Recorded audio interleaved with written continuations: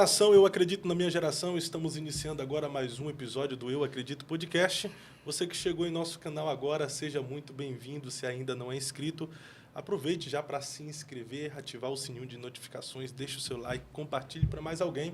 Assim fazendo, a plataforma vai compreender que o nosso conteúdo é relevante, de fato é, e por si só vai recomendar para mais pessoas. Você que já é inscrito e faz parte da nossa família, muito obrigado por você fazer essa programação toda especial acontecer, até porque esse podcast acontece por você, para você e para mais ninguém, com um propósito de produzir edificação espiritual para a sua vida e agregar em você conhecimento, informação e valores. Como toda semana, nós temos aqui convidados especiais, hoje não é diferente, porque eu tenho a honra, a alegria e a grata satisfação de receber nessa mesa Pastor Hernani Santos. Pastor, seja bem-vindo ao Eu Acredito Podcast. Obrigado, Fábio. Obrigado a todos os internautas, os inscritos aqui do canal Eu Acredito.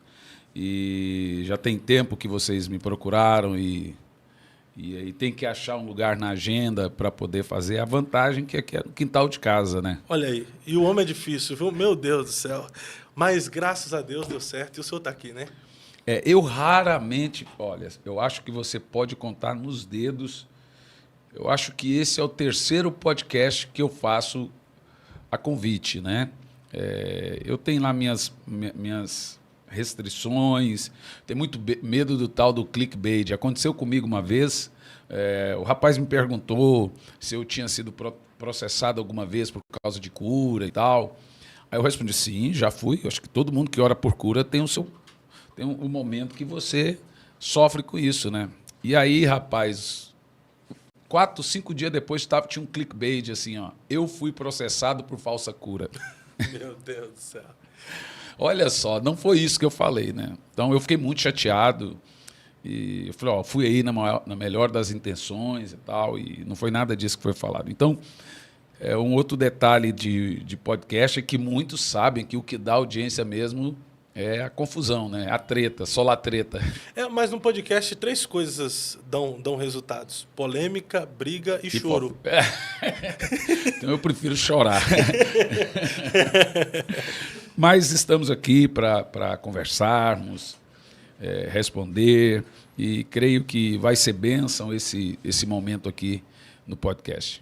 Pastor, falando sobre mídia, clickbait, essas coisas que acontecem no contexto geral da sociedade, né? Nós temos sites, no geral, como secular, de denúncias, de notícias, nós temos sites de fofoca, mas no meio cristão também nós temos esses sites de denúncia, sites de fofoca. Na sua visão, não deveria existir esses sites de fofoca no meio gospel?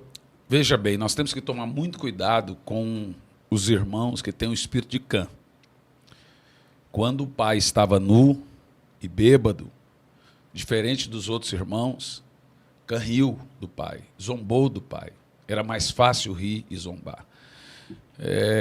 A igreja tem sua nudez. A igreja tem seus pecados. A igreja tem as suas falhas. E por quê? Porque ela tem gente. Igreja é constituída de pessoas. E nós temos que tomar muito cuidado de sermos como Cã.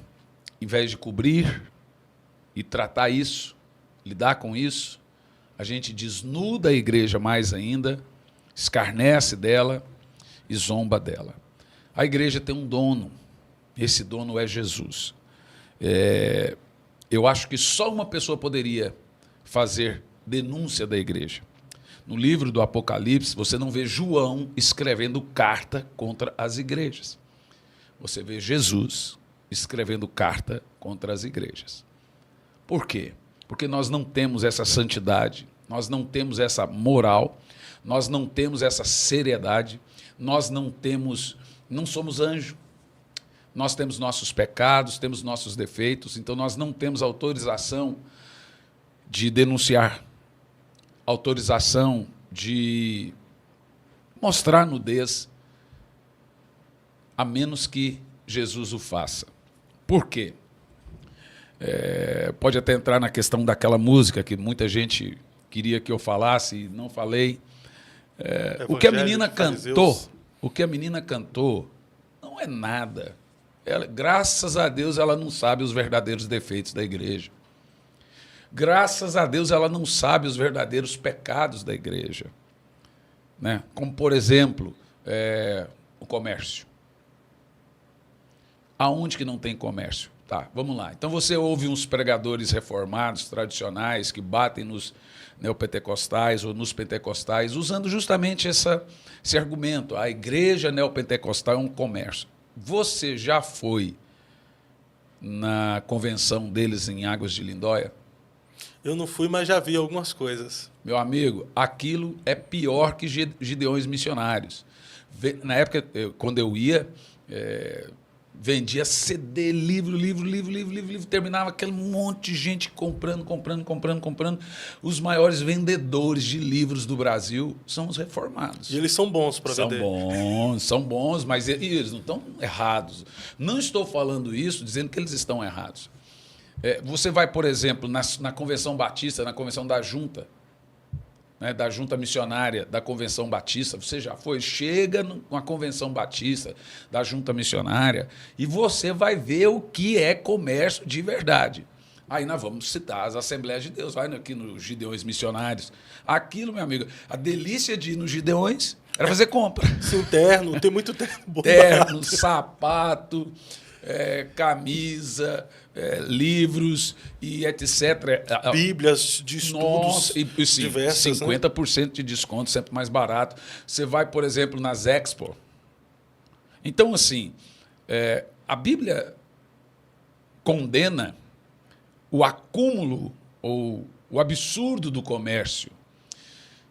Pela multidão do seu comércio, né? Ezequiel, capítulo 28, a partir do versículo 12, Isaías, capítulo 14, a partir do versículo 12. Quando a Bíblia vai condenar Lúcifer, vai falar assim, pelo acúmulo, a multidão do seu comércio. Paulo era comerciante. Paulo vendia tenda para quê? Para se sustentar. E para quem? Para crente. Para crente que ele vendia, para todo mundo. Né? Então, assim, nós temos que entender aonde a pessoa perde o senso do espiritual. Aonde? Onde a pessoa começa? Quando você começa a ver pregador que cobra 30 mil reais para pregar. É um absurdo. Eu conheço. Então, eu estou falando de causa. Pregador que cobra 20 mil, cantor que está cobrando 60 mil reais para cantar. Aí você começa a perceber que a menina não cantou nada. Ela devia ter cantado mais. Na verdade, ela cantou fazendo uma crítica que seria praticamente um exercício do Estado, né? É que o que ela ouvia de Djavan, Cazuza, esse povo, eles cresceram fazendo crítica à ditadura, ao governo, à política. Então, esse é o estilo, né? Como ela mesma disse que ela se espelha no Djavan. Então, esse é o estilo de cantar fazendo... Né? Que país é esse? Né? Então, ela aprendeu. Então, ela traz isso para o meio evangélico. Eu penso o seguinte, o que eu penso? O grande defeito da igreja hoje, ela deveria ter se preocupado em escrever isso. Porque o resto não é novidade para ninguém. Ela deveria se preocupar em que nós estamos hoje vivendo um tempo em que a igreja não ora mais, não se prega mais sobre oração, não se prega mais sobre jejum, sobre santidade, temor do Senhor. Eu acho que isso deveria ser cantado, sim, para estimular os irmãos a voltar às trincheiras da vida espiritual. Eu não tenho nada contra, volto a repetir, o irmão ter os seus livros para vender. Paulo, né? Paulo fala, traz para mim meus livros. Você acha que ele ganhou aqueles livros ou comprou? Claro que comprou. Com certeza. Então, eram livros rabínicos e etc. Ele falou, por favor, me traga João Marcos, traga os meus livros. Então, ou você acha que as Bíblias da época eram de graça, os livros eram de graça? Não era. O grande problema é a multidão de comércio. O irmão que critica o comércio na igreja está com uma Bíblia de R$300. Né? Então, o irmão que critica o comércio na igreja, ele pega um livro de John MacArthur de 380, 400 páginas que custa R$110, R$80. O irmão que fala contra o falar em língua, ele lê livro de John MacArthur sobre fogo estranho, dizendo que é contra o mover pentecostal. Então, Aí fala, não, mas é evento cobrado. Irmão, eu posso citar aqui, eu tenho no meu celular, eu tiro o print e guardo, não mostro. Muitos eventos tradicionais ou reformados, R$80 a inscrição. Cobrados R$150 também. a alguns inscrição. assim também. Muitos. Na realidade, todos. Então, tem um evento no interior de São Paulo que eles trazem pregadores de fora só para falar mal do movimento pentecostal. R$150 a inscrição para você ouvir um cara lá tentar provar na Bíblia que falar em língua não existe, que dom de cura não existe, que etc. Ou seja, é assim, ó, se são eles, é investimento. Se é nós, é inscrição, é ingresso. É verdade. É cobrar, né? É cobrar. Para pregar a palavra, como dizem. Exatamente. Então, eu acho que cada um anda na luz que tem, cada um vai dar conta diante de Deus do que faz, do que fez. E você tem que olhar para a trave do seu olho, você tem que olhar para a sua vida. Tem muita gente que vira escravo da sua mensagem. Porque ele está pregando uma coisa e ele não vai conseguir sustentar aquele peso todo. Eu disse isso para um pastor que passava a vida criticando e batendo. Eu falei assim, olha, pastor, aí ele me chamou para ir no podcast. Eu fui, ele falou, vamos falar de falso profeta e verdadeiro profeta. Eu falei, vamos, eu falo dos verdadeiros. Escolheu o lado. Aí eu falei, pastor, o único problema é que você tem um público que te assiste que não tem misericórdia. O dia que você precisar de misericórdia, você não terá.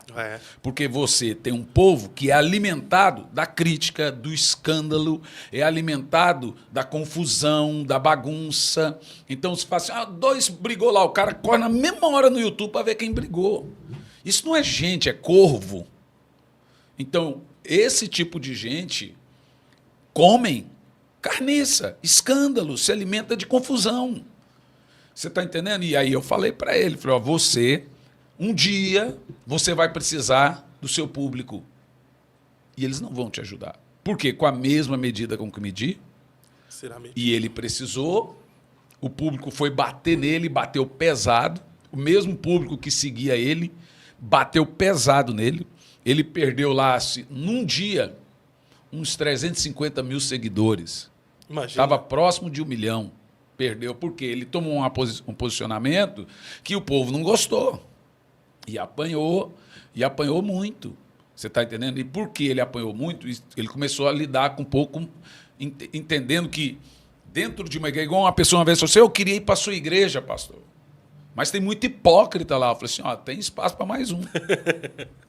Vem para cá, né? Opa, pode chegar aqui. Então, assim, eu queria um lugar para eu me sentir bem. Eu já falo, vai para o shopping. O dia que você achar uma igreja santa, perfeita, não vai para lá. Você vai estragar a igreja. Não vai para lá. Então, quando a pergunta que você me fez sobre essa questão de jogo... Irmão, se você for viver de escândalo, essa é a medida que você está vivendo. Com a mesma medida que você mede, você será medido. Eu acho que a igreja do Senhor Jesus, ela não merece isso. Ela não merece ser comparada com aquilo que parece a igreja. Ela não merece ser comparada com aquilo que usurpa e está dentro da igreja. A igreja do Senhor Jesus é maravilhosa. Eu convivo com muitos pastores, muitas igrejas, gente que sobe em cima do púlpito já com o olho molhado. Então, aí você já sabe quando um cara é homem de Deus, quando os olhos dele são molhados. Ele já sobe em cima do púlpito, ele é quebrantado. O povo dele é quebrantado. Dentro daquela igreja tem disciplina eclesiástica. Então, muita gente condenou durante muitos anos o fato das Assembleias de Deus fazer disciplina. Sim. E hoje é o que falta. Hoje falta disciplina, falta confissão. Por exemplo, a confissão está escassa em nosso meio hoje. Eu acho que, um tempo atrás, a confissão era que trazia pureza para a igreja. As pessoas tinham esse temor, pequei, preciso confessar. E a confissão não era como um desencargo de consciência para ir praticar novamente. A confissão era acompanhada de arrependimento. Até porque a maior marca de um pecador arrependido é a confissão, né? O problema é a famigerada hipergraça, porque a hipergraça prega que não tem pecado. Se não tem pecado, não tem confissão. Se não tem confissão, não tem arrependimento. Então aí nós temos um buraco enorme, gigante, dentro da igreja. Hoje, um grupo muito grande de irmãos que se tornaram filhos de 12 anos. Filhos de 13, 14, 15 anos. O mais conhecido, adolescente. Sim. Que ele está sempre certo, os pais estão errados. E que quando a coisa não sai do seu jeito, ele dá birra. Então é o que a gente tem hoje dentro da igreja. E qual o nosso problema hoje dentro da igreja? É que essa geração desses filhos de 12, 13, 15 anos, essa geração de crente, ela vem de um cristianismo para cá de uns 25, 30 anos. Isso eu concordo. Isso eu concordo com a pregação de um pregador reformado, que ele dizia que se você é crente de 30 anos para cá, a chance de você não ter se convertido de verdade é muito grande. Na verdade, ele não fala a chance, ele diz, você não se converteu. Eu prefiro tirar essa frase dele. Tá meio parecido com ele até, pastor. Né? Eu prefiro tirar essa frase que você não é convertido e dizer a chance de você não ter se convertido de verdade é muito grande. Por quê? Nós somos de uma época que tinha círculo de oração, tinha culto na terça-feira de doutrina, e o povo ia para a igreja, eles não iam atrás de um carro, de uma casa. E eu puxei na minha memória esses dias, fui lá no meu baú da felicidade da minha mente esses dias e encontrei que o número 1 porque o povo ia na igreja era para ser batizado com o Espírito Santo. Realmente, eu sou dessa época. Eles iam para ser batizados com o Espírito Santo. Era o que mais se falava em cima de um púlpito, o que mais falava, irmãos, você precisa ser batizado com o Espírito Santo. E ninguém pensava em mais nada. Então, isso sumiu, isso não tem dado mais essa evidência, essa ênfase, não tem reverberado esse assunto. E aí o que nós temos agora? Em muitos lugares, muitos irmãos fracos. Eles estão fracos, eles não aceitam disciplina porque não conhecem o fundamento bíblico da disciplina, porque nós passamos a ser uma igreja também de concorrência. Então, como tem uma igreja perto da minha, tem um pastor perto do meu, então eu estou concorrendo com ele, eu não vou bater no povo e perder o meu povo para ele. Tem isso também. Tem. Então, aí você não disciplina, você não corrige. A disciplina bíblica é um assunto sério, é um assunto grave. A Bíblia deixa claro como você tem que tratar um irmão quando peca e como você tem que tratar um pastor quando peca. Isso não existe mais na igreja. Não existe mais busca do Espírito Santo. Não existe mais a disciplina. Não existe mais tratar. Eu tenho alguns pastores na nossa comunidade que caíram em pecado e estão em disciplina. E tiveram que ir no microfone, em cima do púlpito, e pedir perdão para a igreja, como a Bíblia manda. Quando ela fala do pastor, se o presbítero cair, corrija-o publicamente para que toda a igreja tema. Eu falei, meu irmão, você fala do seu jeito, eu falo do meu. Eu posso falar nas suas costas, ou com você em cima do púlpito, ou você pode falar. De qualquer forma, a igreja vai saber. Então, hoje, nós realmente vivemos um tempo muito difícil para a igreja do Senhor Jesus, porque aquilo que é santo, aquilo que é sério, aquilo que é poderoso, está sendo tirado. Mas eu creio que vai mudar. Vai mudar. E o senhor está nesse desafio aí, trabalhando em cima desse resgate da pureza, do resgate da oração, da busca incessante pelo Espírito Santo. Quem te acompanha vê que geralmente o senhor tem batido nessa tecla sobre oração, jejum e busca incessante pelo Espírito Santo. Vi até um livro do senhor também, O Derretimento dos Servos, dos Filhos. Aqui, derretimento dos servos. Derretimento dos servos. Esse derretimento chamou muita atenção o título desse livro aqui. Esse livro aí é o treinamento do avivamento. Ele vai falar da humilhação da carne. Vai falar da humilhação da carne. Vai derreter. Você sabe que esse termo é um termo político, né? Derretimento? Por exemplo, o Luiz Inácio Lula da Silva está perdendo popularidade. O que a mídia e todo mundo fala que está acontecendo com ele? Está acontecendo um derretimento. É quando esse é um termo político, quando um político está sendo humilhado. Quando você está sendo humilhado. E o termo humilhação na Bíblia, toda vez que você lê o termo na Bíblia, humilhai-vos perante o Senhor, a palavra humilhação ali está falando acerca do jejum. É humilhar-se em jejum.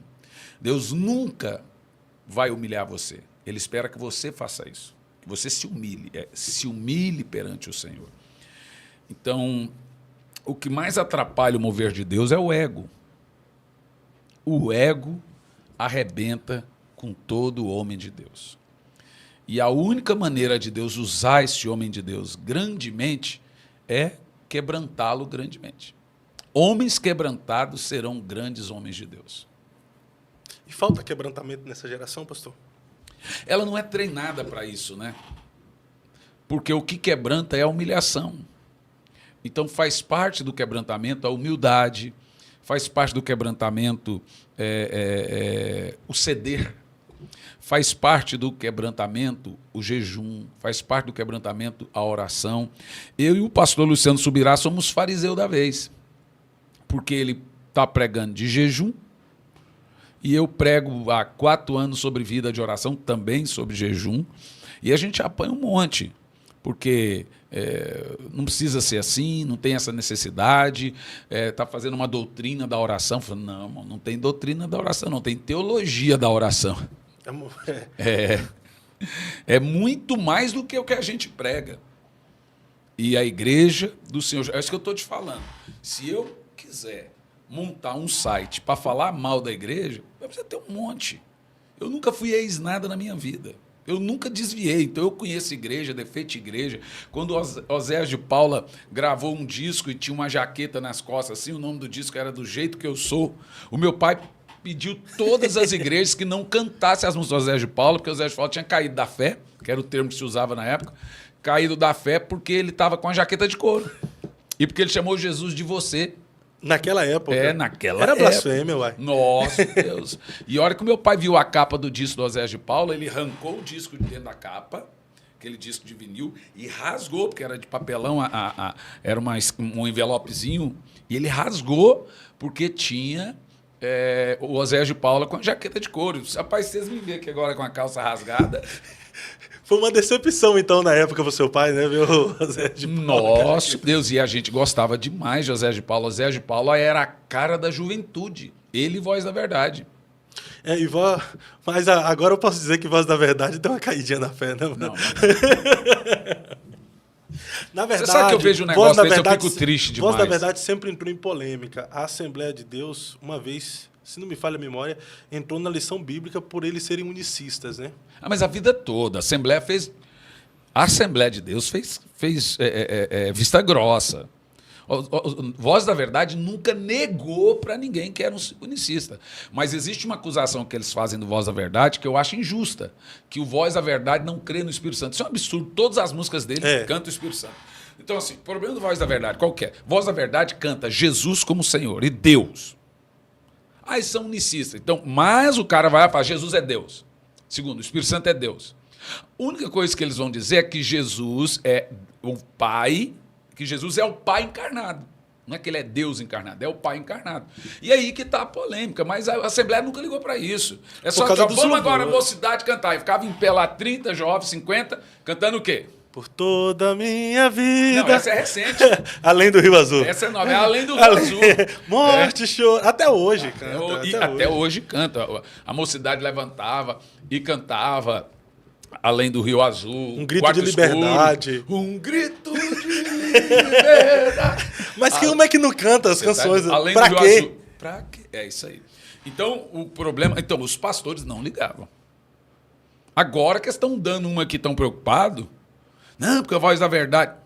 Todo mundo sabia. Eu era adolescente e sabia. Que o Voz da Verdade não crê que na trindade em 3 pessoas. Eles crêem na trindade em 3 manifestações.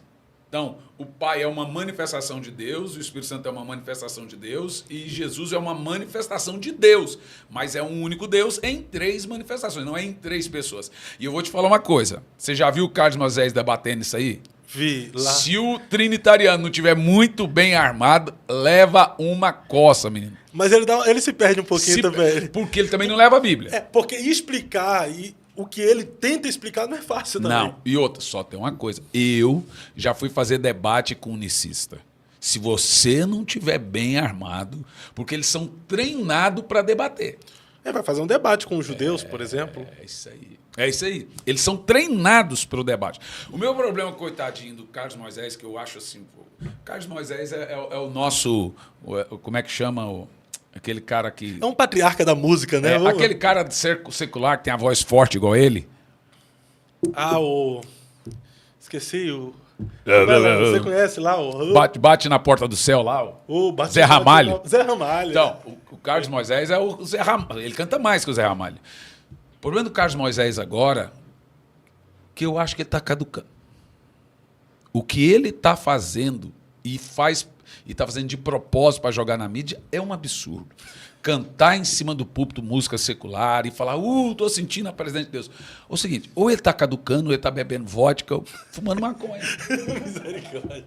Não, mas ele está Não, viajando. É feio. Tá viajando. Eu gosto demais, é feio isso que ele está fazendo. Não, sim. Tá viajando. Não tem o que fazer. Até um batismo que ele fez de sunga, ele poderia colocar um short rapidinho ali, né? Não tem. Mas eu acho que o cara está querendo quebrar a religião e acaba fazendo outra. O cara pega a birra da religião e está quebrando outra, fazendo outra. O pai dele sempre foi um pastor que manteve a igreja, ele assumiu e ele tem uma chance de fazer uma boa igreja, porque ele tem idade, maturidade. Agora, maturidade já estou em dúvida, mas ele tem um ministério tremendo. Uma história, né? Eles têm umas músicas lindas. Não precisa chegar em cima do púlpito e cantar Phil Collins. Então, pastor, mas muita gente tem que tomar esse cuidado aí, a fim de bater na religião, não trazer uma igreja como uma igreja libertina, né? Está acontecendo isso com muita gente. Vamos lá, o Ed René, o próprio Godin. Esses e caras você percebeu? Tem história no Brasil, mas estão descambando demais, velho. O Ed René eu sempre soube. Eu falava, o povo brigava comigo. Falava, Ed René é um falso profeta, gente. Ed René é um falso profeta. O que é isso? Não fala isso. Mas que era pastor batista, de fala mansa. Deu no que deu. O Ricardo Gondim já tem muitos anos, né? O problema do Ricardo Gondim é a ferida que ele tem das Assembleias de Deus. O Ricardo Gondim era o intérprete de Jim Swaggart. Sim, não. E as mensagens clássicas o próprio Caio Fábio, as mensagens clássicas do Caio Fábio. Quem nunca foi tocado por uma mensagem do Caio? Mas, meu querido, se você... A vida funciona o seguinte. Se você não consegue mudar de vida, basta mudar de teologia. Quem não muda o jeito de ser, muda o jeito de crer. Então, tem gente que não consegue mudar de vida, muda de teologia e de referência. E é o seu nível espiritual que determina seu referencial. Uau. Então, você vai ouvir aquilo porque a sua alma está assim agora. Então, você está ouvindo uma música secular, é a sua alma que está assim agora. O seu nível espiritual está levando a ter esse referencial de música, esse referencial de pregador. Então, às vezes, eu falo, pai, como é que esse camarada tem coragem de estar ouvindo isso, gente? Como que pode? É o nível espiritual dele. Infelizmente, é o que acontece. Então, faz parte. E sabe de uma coisa, Fábio? Deus está permitindo isso. Eu acredito. Para ver a diferença entre o que serve a Deus e o que não serve. Entre quem é e quem não é. Seria isso a separação do trigo e do joio? Exato, exato. A apostasia e o escândalo. Deus tem algumas maneiras de limpar a igreja dele. Uma delas é o escândalo. O escândalo limpa a igreja. Literalmente limpa a igreja. Quem vai para a igreja por causa de Deus, não sai. Quem vai por causa de homens, sai. Então, Deus sabe que tem gente que não se converteu, não teve uma experiência com o Espírito Santo. Teve uma experiência religiosa. E aí o que acontece? Então, ele permite o escândalo e a apostasia para limpar a igreja dele. E ele limpa a igreja dele com isso. Nós já vemos isso na Bíblia. É a maneira que Deus sacode ali, e peneira ali, e não tem outra maneira dele limpar a igreja dele. E aí o camarada não está firme em Cristo, o cara... Veja, honestamente falando, vamos ser bem honesto, aquela menina cantou aquela música num reality show. Sim. Reality show é o quê? Comércio. É. É um comércio ou não é? É sim. Estão em Claro busca de um prêmio. Prêmio, não só os cantores, os donos do reality. Eles não fariam aquilo sem... Até os jurados estão ali para se aparecer, promover algum projeto que eles têm. Exatamente. Então, aquilo é um reality, então é um comércio. Então o reino virou comércio. Né? O que eu vou te dizer, uma coisa muito clara. Ali, não é o estilo de música que eu gosto. Tirando a teologia da música, que eu não questiono, eu acho que a música é ruim. Tanto que a menina não ganhou o reality. E alguém questiona que o sistema foi contra a menina para não ganhar. Foi não, gente. Houve a menina que ganhou. A música que ela cantou na final com tambor e aquilo lá, não tinha como ganhar. Não tinha a qualidade necessária para ganhar. Isso agora eu não estou falando, então não adianta brigar comigo, o pastor Hernan está falando mal da menina. Não, eu tenho direito de falar que é uma opinião, né? Não gostei do estilo da música, é minha opinião. Agora vamos lá, ela mirou a igreja e acertou o Estado, e o Estado agora foi fazer alguma coisa, né? Então, e Deus usou, eu acredito que Deus usou ela para você ver agora, estão lá fazendo a CPI do Marajó. A senadora era tudo errado. Tentou e não conseguiu. Uma música que foi para tentar atacar a igreja, mas a própria Bíblia diz que todas as coisas cooperam para o bem dos que amam a Deus. Agora você viu quem fez os comentários? Boa parte, não todos, né? Eu vou ser bem honesto com você. Eu conheço, como eu já te disse, os defeitos da igreja, onde é de fato um comércio danoso. E é, de fato, um comércio danoso. Então, eu acho que tudo tem o seu limite. Lembra lá aquele vídeo que aconteceu, o documentário da Hillsong na Netflix? Que o pessoal reclamava que a Hillsong nos cultos tinha o lado Platinum. O culto era dividido em 3 partes lá, o público. O lado ouro, que sentava na frente. O lado prata, que sentava um pouquinho mais atrás. O lado bronze, que sentava, e o resto, a ralé lá atrás. Isso em culto. Você está entendendo? Então, isso sim é um comércio satânico, diabólico. Né? Fazer o comércio satânico. Cara, eu já fui, deixa eu te falar a verdade, em algumas conferências que eu fiz, em alguns lugares, até hoje não me deram um centavo. E você acha que eu vou ficar ligando e cobrando? Não, eu não cobro para pregar. Agora, se ele não dá aqui, Deus levanta outro que dá ali. Meu patrão é Deus. Eu não cobro para pregar. Agora eu tenho meus livros, estão entre os mais vendidos, isso aqui é a minha tenda. Eu, graças a Deus, tudo que eu tenho foi comprado com o dinheiro dos livros.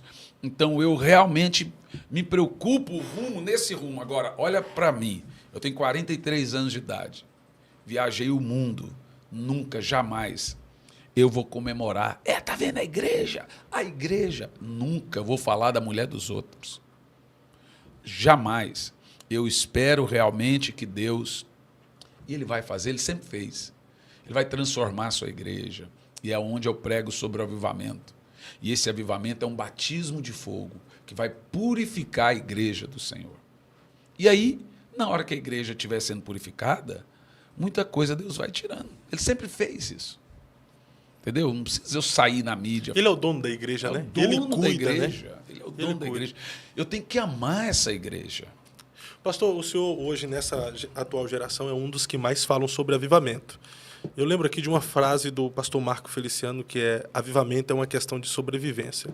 E há anos, desde que eu me converti, eu ouço pastores e pregadores falando sobre um avivamento. Está vindo um avivamento.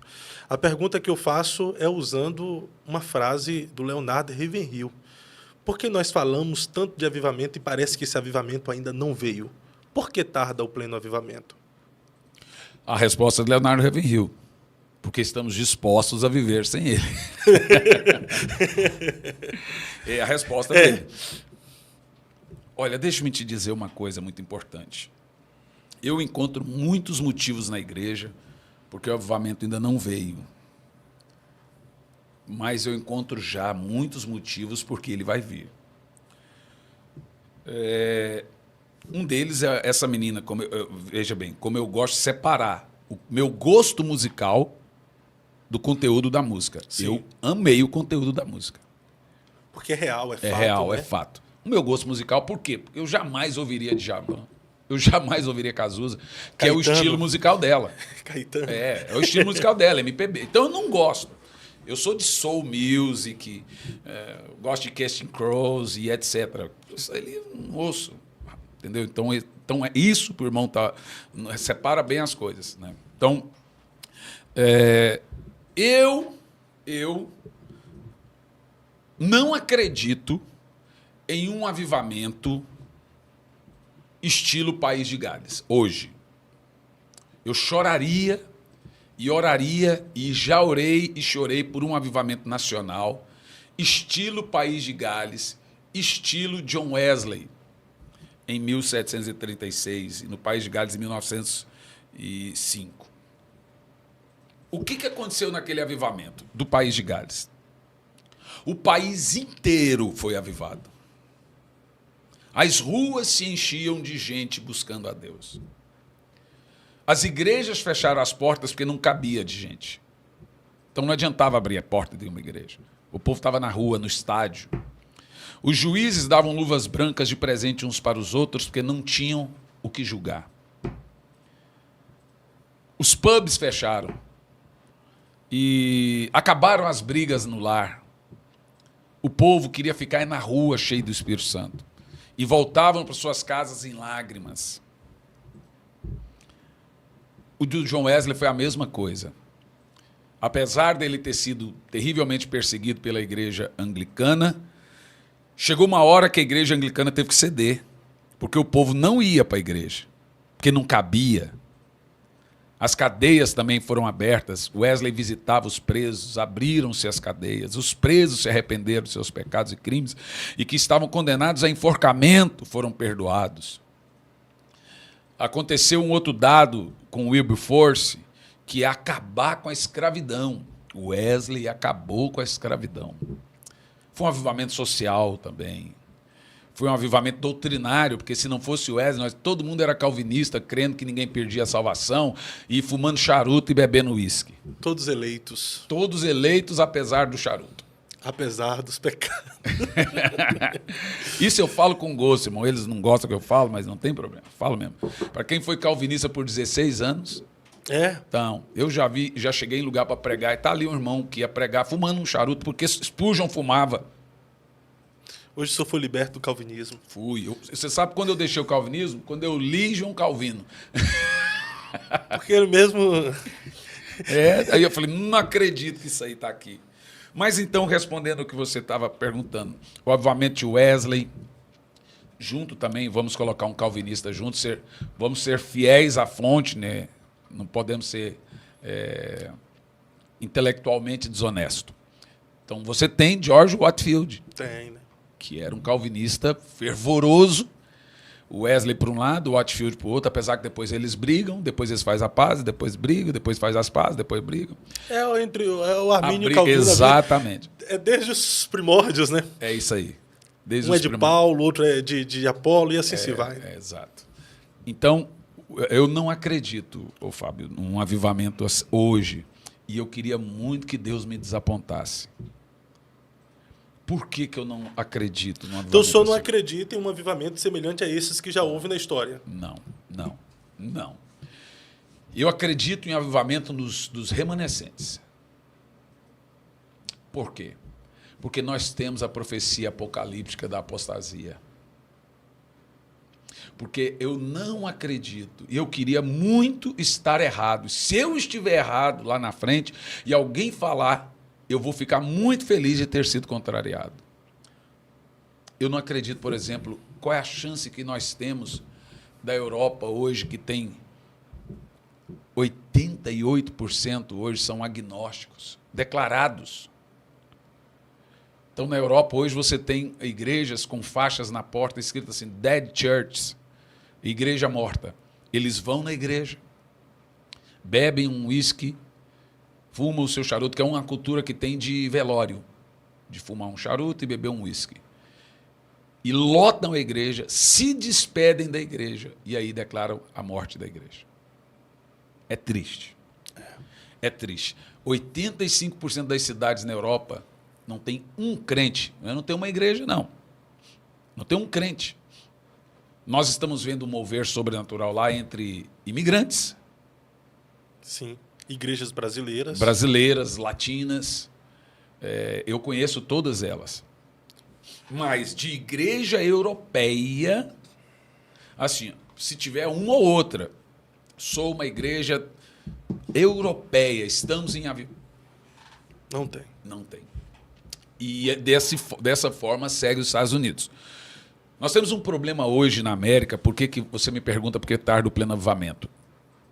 Temos um problema na América hoje grave. Você está pregando lá numa igreja, o cara põe 2 pontos no seu ouvido e fala que você tem 12 minutos de mensagem. 1 hora de louvor, 12 minutos de mensagem. E ali tem um risco no chão onde você tem que pisar. E aí o cara vem e fala assim, eu vou dirigir sua pregação, pastor.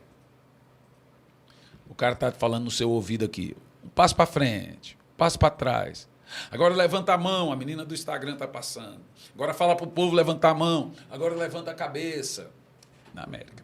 E algumas igrejas brasileiras já estão começando a adotar essa coisa absurda de profissionalizar o ato da pregação. A pregação foi deixando de ser uma voz de Deus durante o culto. Então, Joyce Meyer estava pregando um culto, colocaram um ponto nela, metade do negócio, arrancou o ponto, jogou no chão e falou, na minha cabeça é só o Espírito Santo que fala. Causa uma revolta, né? Nosso Deus! Então, por que tarda o pleno avivamento? Então, falando da igreja global, hoje nos Estados Unidos, aí que é onde eu creio. O que está acontecendo? Nós já temos avivamentos pontuais na América, já hoje. Pontuais. Seria focos de avivamento? Por exemplo, dos remanescentes. Houve agora, recente, aquela na faculdade lá, né? Você sabe que o avivamento de Esber, esse é o terceiro avivamento? É o terceiro? Terceiro avivamento. Esber era um discípulo de Wesley que veio para a América. E é o terceiro avivamento, se você for para a história. Toda vez acontece um avivamento em Esber. É um negócio que Deus quis ali. Já tem um pastor na América que ele começou uma reunião de oração por avivamento com mais 10, eles já estão com 500 pastores orando por avivamento. Isso vai passar de 5 mil.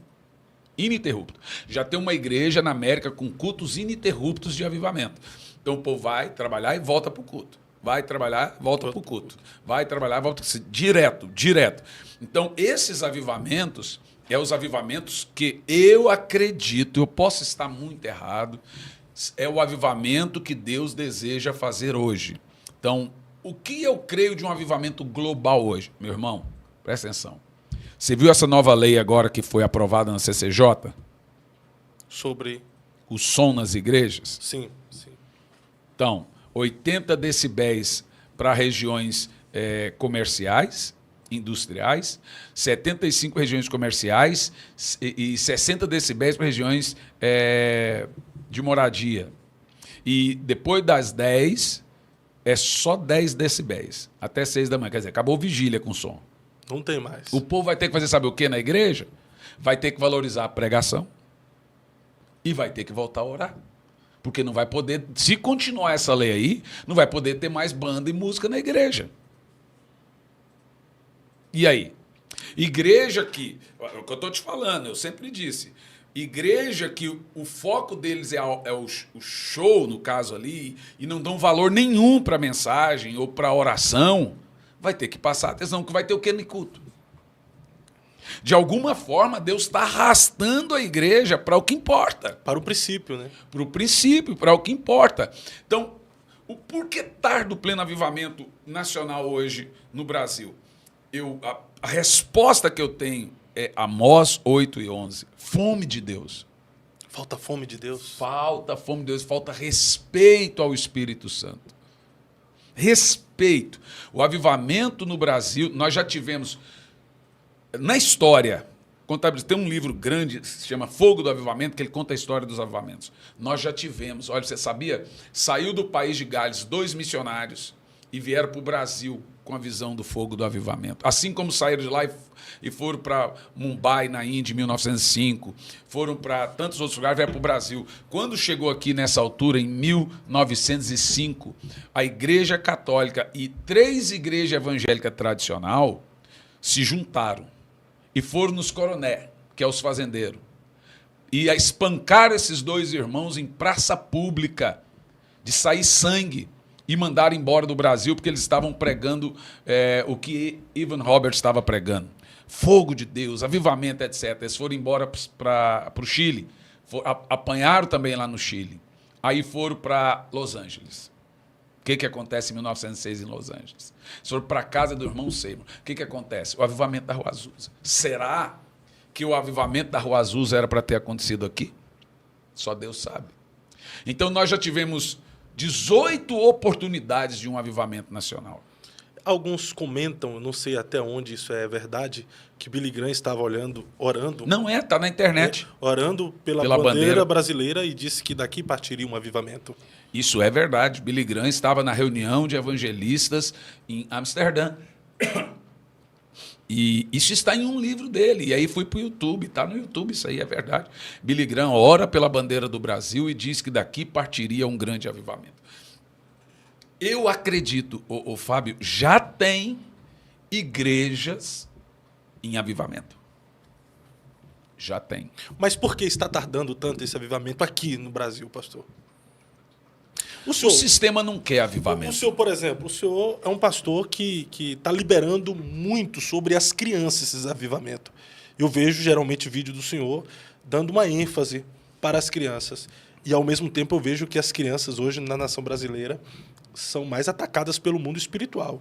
Ideologias e tudo. Em Macaé agora, nós estávamos ali na reunião de avivamento e o fogo de Deus descendo e, de repente, do lado da igreja tinha uma pizzaria e uma festa infantil. O que aconteceu dentro da igreja foi lá e as crianças com música e etc., brincando no playground lá, na pizzaria. O Espírito Santo foi lá de alguma forma e pegou uma criança. A criança começou a chorar e ser batizada com o Espírito Santo. As outras vieram, todas as crianças na pizzaria, na mesma hora que estava tendo a reunião. Aí veio os tios e pais levar essas crianças para dentro da igreja. Porque eles perceberam que o que estava acontecendo com as crianças vinha de Deus. As crianças estavam numa pizzaria. O Espírito Santo batizou elas na pizzaria. Estava até rodando música lá, que outra, e levaram para dentro da igreja. Uma das coisas que eu estou vendo acontecendo, e isso me deixa muito feliz, talvez na época, quando eu comecei, há 3 anos e meio, 4 anos atrás, fiquei chateado porque eu pregava avivamento e não via o feedback. Não tinha resultado imediato.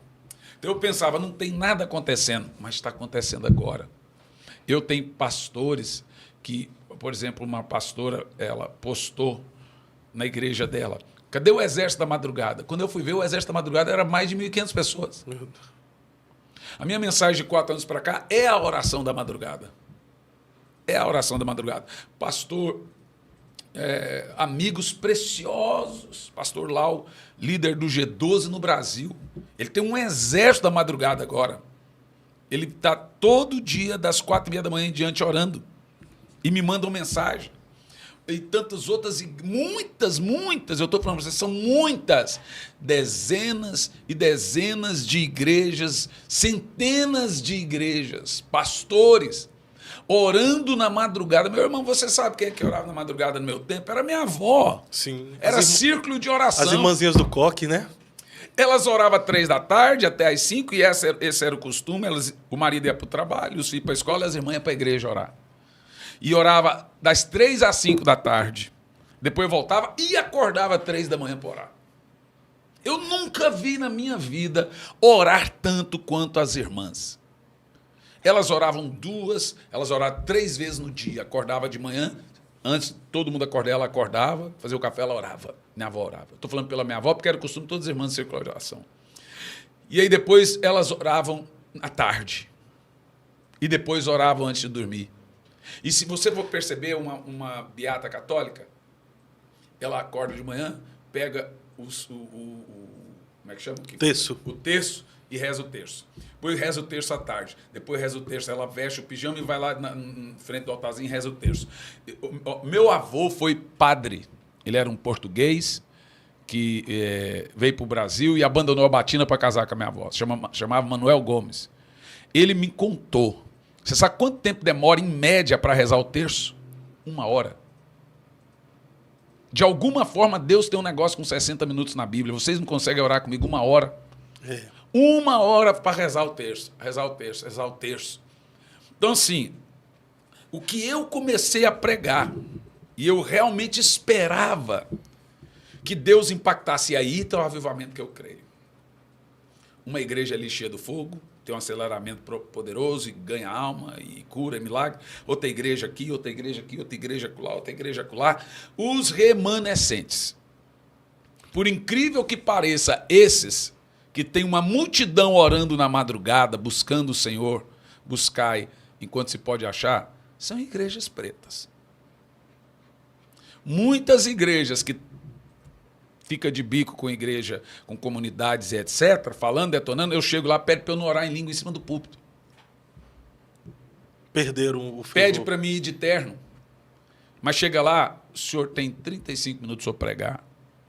E não ora em língua, porque tudo tem que ser com ordem e decência. Você está entendendo? Aonde eu vou, que eu vejo que eu tenho uma liberdade e tenho uma fome de Deus.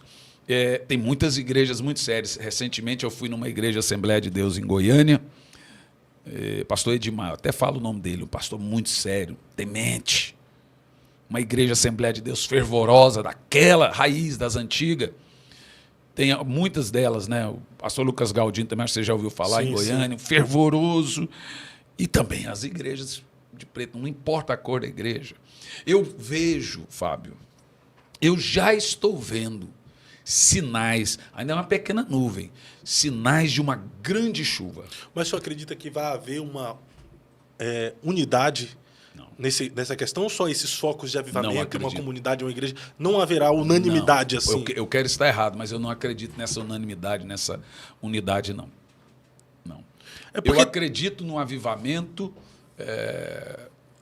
ao modelo americano. Charles Finney viveu um poderoso avivamento, mas em contrapartida tinha gamas enormes da sociedade, da igreja, que batia nele, não queria. Mas o de Finney foi um avivamento que ele alcançou 5 milhões de pessoas. Jonathan Edwards, Jonathan Edwards também não conseguiu ter unanimidade. Não, é verdade. Mas foi um poderoso avivamento. O Brenner ganhou ganhou 50 mil índios e morreu. O próprio McShane morreu com 29 anos. Então, Madame Guyon foi presa e morreu presa. Né? John Bunyan. Então, você tem muitos modelos de avivamento. Né? Você tem um avivamento que atinge a sociedade, que atinge, de fato, que é o de Edwards. De Edwards não, de Evan Roberts e de Wesley, que atinge a sociedade. O problema é que a igreja brasileira tem um lado da igreja brasileira hoje que ela imagina um avivamento social. Sim. Que vai atingir a política, atingir as esferas da sociedade. Eu não acredito nisso. Tem até um pregador que disse que um avivamento verdadeiro muda a sociedade, o índice da criminalidade diminui, o índice da promiscuidade diminui, ou seja, não há aborto, segundo algumas opiniões. E aí ele até bate dizendo, mas o avivamento brasileiro promove o pecado. Então, aí que está. Ele tá falando de um tipo de avivamento. O livro que ele leu foi esse tipo de avivamento. Ele provavelmente falou do avivamento do país de Gales, o avivamento de Wesley, que teve uma mudança social muito grande. Não acredito que o avivamento brasileiro produz o pecado. Eu acredito que a igreja brasileira, os pastores, eu acho que eles estão perdidos. Muitos não sabem o que crer de fato. Então, ele leu um avivamento que produz uma mudança socioeconômica. Na época de Wesley, era necessário ter esse avivamento, porque de cada 10 casas, 7 eram um prostíbulo. Por causa da guerra napoleônica, tinha também a Revolução Francesa às portas, e aí John Locke traz a Revolução Francesa para Londres, e tinha Napoleão tentando entrar na ilha, e uma peste negra matou 100 mil pessoas de 300 mil habitantes. Então, qualquer coisa que o avivamento de Wesley fizesse seria um destaque. Tudo estava ruim, pior não tinha como ficar. Quando Wesley vem com esse avivamento, ele começa com 8 mil casas de oração. 8, gente. Você quer comparar o Wesley, quer viver o avivamento de Wesley, comece orando. Forte.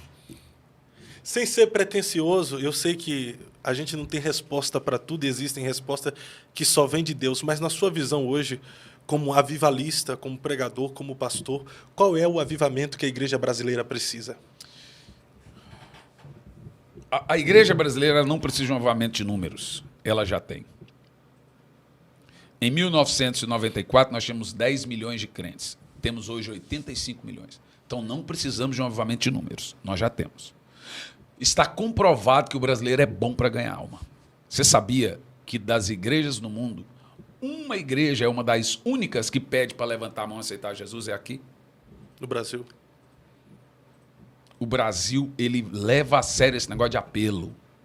Ele gosta de ganhar almas, ele sabe ganhar alma. Ele sabe atingir a família daquele irmão da igreja que não é crente. Aquele irmão é crente, fala, vou ganhar sua família. E ele ganha. As igrejas brasileiras são muito boas nisso. Então, esse avivamento de número, olha, não acredito. Nós tivemos, lá nos anos 2000, um mover muito grande com um louvor extravagante diante do trono. Então, você tinha Ana Paula Valadão de um lado, reunido 5 milhões de pessoas num canto, 3 em outro, 2 em outro, e você tinha também um avivamento com Dan Duque, David Killa, Antônio Cirilo. E Ademar de Campos. Um avivamento bem extravagante, que surgiu até alguns com as besteiras, fazendo xixi em Londrina, demarcando território, cantando de costa pro povo. Todo avivamento tem uns doidos. Fazer o quê? Paulo tinha na época dele. Mas foi uma coisa muito poderosa. David Quilla, ele pedia para as pessoas, ele estava, ou ele ficava hospedado no quarto, na casa das pessoas, ou nos hotéis, ele dizia, deixa a comida na porta e eu pego. Porque ele estava em oração, orava o dia inteiro. Aí você não sabe porque que o cara subia no púlpito e a graça de Deus descia. Então nós já vivemos essa identidade. Eu estive pregando agora recentemente no Rio de Janeiro, na igreja Sara Nossa Terra, com o bispo Francisco e a bispa Ana, e estava lá, e que congrega lá, o Silvério Pérez. Silvério Pérez é compositor de muitas canções na época do louvor congregacional do Koinonia. Ouve-se o júbilo de todos os povos. Ouve-se o júbilo, né? E Benê Gomes com A Único que é Digno. Então parece que eu viajei na minha época. E a nostalgia, igreja, né? A igreja também passou por uma fase muito boa entre os anos 88 aos anos 98, que aí foi um boom das comunidades. Começou aí? Começou. Então a igreja foi muito boa e ela também teve um aceleramento de conversão nisso. Porque teve até, nessa época aí, estava anunciando também a vinda de Jesus, houve muito arrependimento, né? Muito arrependimento. 1000 passará, 2000 não chegará. O povo vai nessas loucuras também. E aí, no ano 2000, entrou no Brasil o G12. As igrejas em célula. Tirando o lado de exageros e brigas, que teve briga entre eles mesmo, algumas divisões, foi uma colheita absurda. Porque nós saímos de 10 milhões de crentes para 85 milhões de crentes. Em compensação, nós estamos com 25 milhões de crentes desigrejados. Antes da pandemia, éramos 8. Agora são 25. Subiu de forma absurda. Em 3 anos. Esses precisam de um avivamento. Na realidade, infelizmente, nós temos 85 milhões de crentes, respondendo sua pergunta, que não estamos conseguindo refletir isso em mudança de nação. Então, o avivamento nós já temos. A gente só não consegue ativar esse avivamento que já está em nós. O que é o avivamento? O avivamento é pegar esses 85 milhões e fazer eles transformar esse número, que nós somos bons de números. Nós temos números. Transformar esse número em mudança de vida. O que falta na igreja brasileira? Eu vou dizer para você o que falta aqui, é ridículo. A igreja brasileira não consegue reverter sua conversão em santidade. Uau.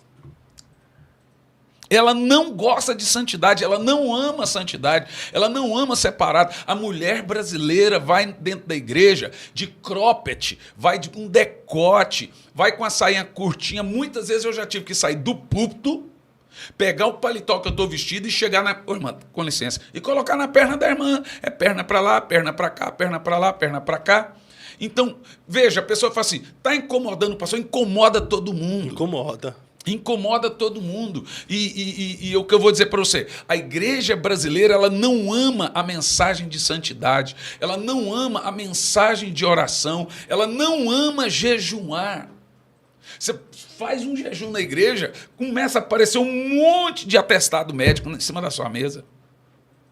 Aí eu falo, irmão, não precisa trazer atestado médico, só não jejuar.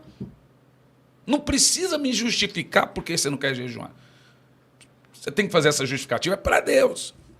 Então, a igreja brasileira não ama a santidade, a igreja brasileira ama um show. Ela já vai para o show com isso aqui ligado para fazer filmagem. Ela não vai para adorar, ela quer postar no Instagram dela, no store dela, que ela está ali. E o pior de tudo é que não é só apenas no show agora, é nos cultos mesmo. Né? Porque, é por isso, exato, porque agora algumas igrejas brasileiras adotaram o estilo americano de culto, que é 12 horas de mensagem, porque o povo não aguenta mais ficar ouvindo tanta coisa. Coitado de Paulo aqui, meu filho. Ou se ia cair um monte eutico, ele não seria mais pastor aqui no Brasil. Eu viajo tudo que é lugar, da América Latina, acho que eu preguei em todos os países, são 13 países. É impressionante como os latinos reverenciam o Espírito Santo. É uma coisa chocante. Você fica constrangido. Como eles amam o Espírito Santo. E para amar o Espírito Santo, você precisa urgentemente melhorar o seu relacionamento com o Espírito Santo. E a igreja brasileira... eu faço perguntas nos cultos. Quem aqui não é batizado com o Espírito Santo? 60%, 70%. E aí acontece um efeito dentro da igreja, que é o irmão... Isso acontece na minha igreja. Pastor, eu não vou na quarta, porque o senhor está pregando batismo com o Espírito Santo e eu não consigo ser batizado, então fico triste. O coração da pessoa que não recebe o Espírito Santo, em vez dela ser humilde, clamar até receber, ela fica chateada. Fica chateada porque você está insistindo com o batismo com o Espírito Santo. Fica amargurada. Uma ficou brava porque levou uma irmã na igreja, uma mulher na igreja que não era crente, amiga. A amiga aceitou Jesus, recebeu o Espírito Santo no mesmo dia. Ela, em vez de ficar feliz, ficou triste. Eu estou aqui 20 anos. É por isso que não recebeu, ué. Falta de humildade.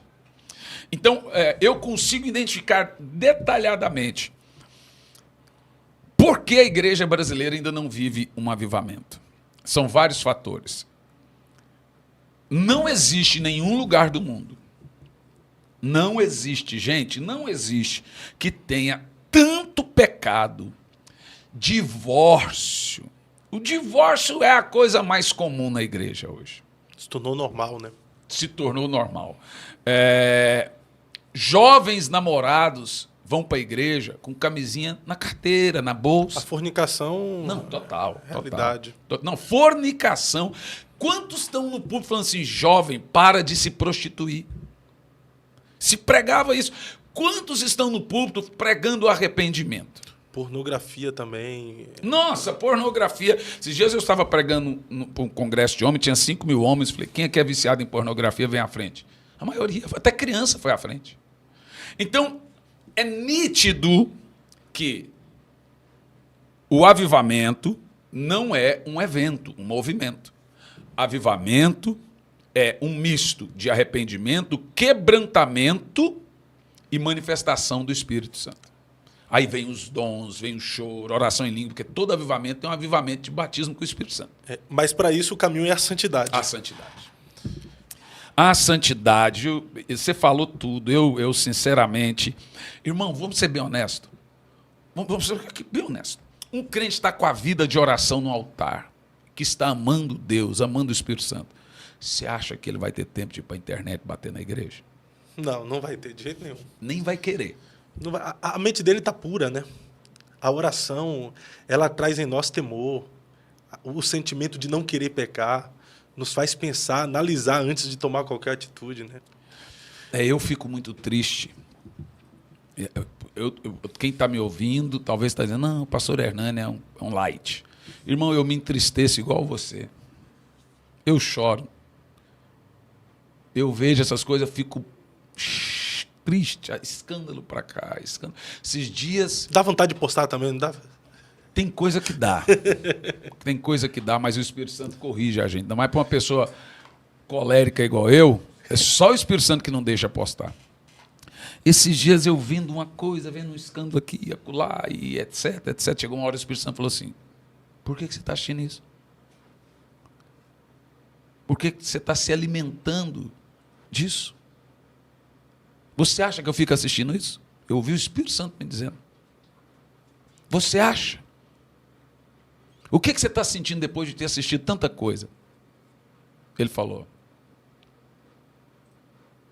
E eu respondi, indignação. Ele falou, você consegue amar a igreja muito, sobrenatural, amar muito depois de assistir tudo isso? Eu falei, Senhor, quer que eu seja sincero? Não. Ele falou assim, então isso não é bênção. Meu Deus, forte. Se você fica assistindo fofoca daqui, fofoca daquela, discussão daqui, quem caiu, quem está ensinando horóscopo na internet, quem está não sei o quê, quem está não sei o quê, não sei o quê, não sei o quê, ainda fala assim, eu amo a igreja. Pode continuar assistindo. Eu duvido que você consegue amar muito a igreja do Senhor assistindo 2 dia inteiro de escândalo e fofoca. Na verdade, é difícil você amar alguém em ver só os defeitos. É difícil Dele? você amar alguém só de você ficar vendo os defeitos. Dele. Se você... Dele, da pessoa. Nossa, que cara ridículo, que pessoa ridícula, olha o que ela fez. Imagina, você só ficar vendo os erros, os defeitos de alguém, você vai pegar uma antipatia, vai desenvolver uma antipatia contra a pessoa. Mas o senhor falando aí sobre o Espírito Santo, da forma como o Espírito Santo falou para o senhor, me levou a pensar em algo aqui. Houve uma época que a igreja brasileira já foi mais íntima do Espírito Santo e respeitou mais a pessoa do Espírito Santo. Eu me lembro disso. Eu me converti em um tempo que era viral. Parece que a gente se convertia, a gente ganhava uma Bíblia e, ao mesmo tempo, era orientado a comprar um livro do Benihim, Bom Dia Espírito Santo. E quem lia aquele livro quando novo convertido, como, por exemplo, eu li, a gente desenvolvia uma comunhão com o Espírito Santo. Bom dia, Espírito Santo. Anda comigo, fica comigo. Só que apareceram no meio da caminhada os críticos do Benihim. Eu vi fazendo um vídeo esse dia, eu fico revoltado. Do Benihim, que ao mesmo tempo criticou o livro Bom Dia Espírito Santo. Dizendo que tem heresia no livro. Rapaz, eu vi aonde ele disse heresia, que absurdo. Sabe qual foi o argumento desse cidadão? Falou que o Benihim prega heresia porque ele disse para adorar o Espírito Santo. E não pode, não? Não é Deus? Então, eu queria saber disso. Não pode adorar o Espírito Santo? Não pode. Aí você pega lá no livro, eu que já li aquele livro um punhado de vezes, que o Benihim fala no livro que o Espírito Santo leva você a amar a Cristo. É uma desonestidade intelectual fazer isso. Por quê? O Benihim é o que mais apanha hoje, como Finney. Finney, coitado Finney, eles odeiam Finney, porque o avivamento Finney era um avivamento de batismo com o Espírito Santo. Porque, querendo ou não, o avivamento Atos 2 foi um avivamento de batismo com o Espírito Santo. De Samaria, Atos 8, foi um avivamento de batismo com o Espírito Santo. Em Atos 14, na casa de Cornélio, foi um avivamento de batismo com o Espírito Santo. E em Éfeso, Atos 19, foi um avivamento de batismo com o Espírito Santo. Todo avivamento. O Espírito Santo é derramado sem medida. E aí, meu irmão, vai ter quebrantamento, vai ter choro, oração em língua. Os crentes estão ouvindo esses camaradas falar e estão com vergonha de orar em língua. Verdade. Na verdade, muitos estão também concordando já com o cessacionismo, né? Por isso que tem uma campanha, inclusive agora, descalvinizando as Assembleias de Deus. Está tendo uma campanha. Que infelizmente está aparecendo dentro da Assembleia de Deus. Aquele evento lá do Nordeste, é João Pessoa? Paraíba. Vinac. A Vinac no Nordeste. Que era um evento pentecostal. Sim. Era um evento pentecostal. Agora eles trazem o cara cessacionista lá da América. O cara vai lá dentro de um evento que era pentecostal, que era um evento das Assembleias de Deus, para falar mal de dons, falar mal de línguas. E os pastores assembleanos, os mais criteriosos, eles cansaram também das meninices e começaram a levar a gente tradicional, porque eles são bons expositores, mas só isso. E aí o povo, isso já aconteceu comigo, levei um, aí o meu povo começou depois a ouvir no YouTube outros, eu perdi uns 60 jovens. Saíram falando que eu era herege por orar em língua, herege por não sei o quê. Então, é o tipo de coisa que a gente vai ver, mas eu parei de ter medo e vergonha também de pregar contra. Então, no meu podcast eu falo que o calvinismo é uma doutrina que mata o fervor espiritual. Primeiro mata o pastor, depois mata a igreja. Então, para mim, isso já não é mais tabu, não. Não estou falando mal de ninguém, estou falando de ideia. Mas já tem uma campanha que é descalvinizando as Assembleias de Deus. Só que eu acho que, infelizmente, se não for rápido, não sei se vão conseguir. Porque você já tem professores de escola bíblica das Assembleias de Deus falando que não perde a salvação. Infelizmente. Falando que não pode deixar orar em língua, a não ser que haja intérprete. Temos mesmo. Tem ou não tem? Temos. Professores de escola bíblica. Eles usam a palavra equilíbrio, mas, na verdade, para usar uma roupagem que eles não concordam. Quem bateu nas Assembleias de Deus na sua formação foram eles. Não, vocês não podem esquecer que Daniel Berg do Navio foi mandado embora da Igreja Batista. Batista tradicional, Sim. calvinista. Foi mandado embora. Eles começaram lá e não aceitaram. Então, eu acredito que a Assembleia de Deus, com seus quase 40 milhões de membros, ela deveria encabeçar a fileira do pentecostal, do Pentecoste, E do nós temos mestres bons. Lenay Cabral. Helena Cabral. Nós temos o pastor César Moisés, que está aqui em Curitiba, que é um mestre na área do pentecostalismo. Já esteve aqui comigo algumas vezes. Eu conheço um pastor das Assembleias de Deus lá do Espírito Santo, chama Jairo Carvalho. O cara é um monstro. É um monstro. Depois você pode pesquisar ele na internet. Um monstro ensinando, pregando. Mas nós temos bons teólogos arminianos, chamam a gente pelagianista, o próprio Luciano Subirá, né? Sim. É um presente. O problema é que os reformados estão na mídia, né? E eles acabam ganhando o público jovem, essa moçada que fica na internet, vendo vídeos de 3 minutos. E aí, às vezes, eles não têm um fundamento para argumentar aquilo que eles ouviram e acaba se deixando levar e acreditando que realmente não existe mais os dons do Espírito.